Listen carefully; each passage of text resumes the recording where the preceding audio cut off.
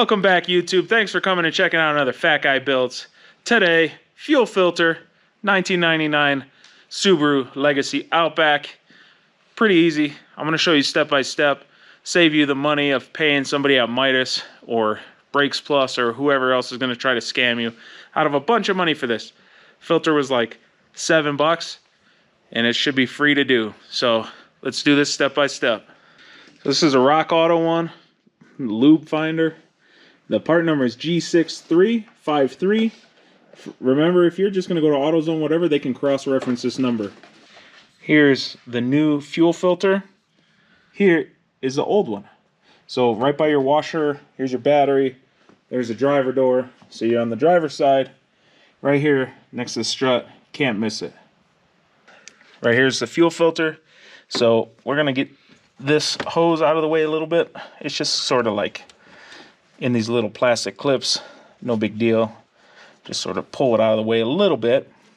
Then on mine, I have these Phillips head clamps. So we are going to just loosen those. Clamps are loose. You're gonna push the clamps out of the way.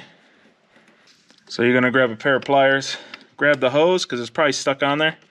And you're just sort of gonna rock it back and forth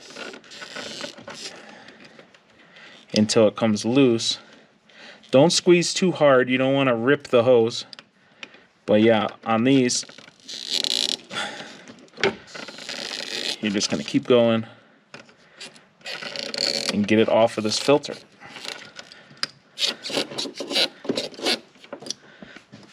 And once they're loose, and this filter is still attached to the car, it's easier.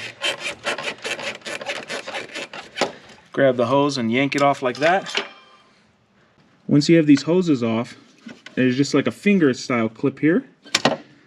You pull it and it comes out like that. So you're just gonna grab this, throw it in the trash, maybe empty the gas out into some kind of container to let it air dry so you're not dumping gas in your trash can. On the new one, it comes with little caps. Pull off these caps. My little insulator thing here is garbage, so I'm not gonna try to reuse it. It's fine. We're gonna slide this back in here. You take this little clip here. There's a hook here. You wrap it on the hook, and then you just fold it over. Now we slide the hoses back on. And we tighten the clamps back down.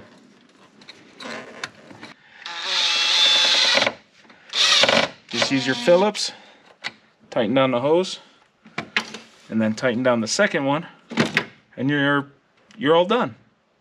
Thanks for coming and checking out other Fat Guy Builds. Hopefully this helps you. You should be changing your fuel filter every like 50,000. It's cheap enough.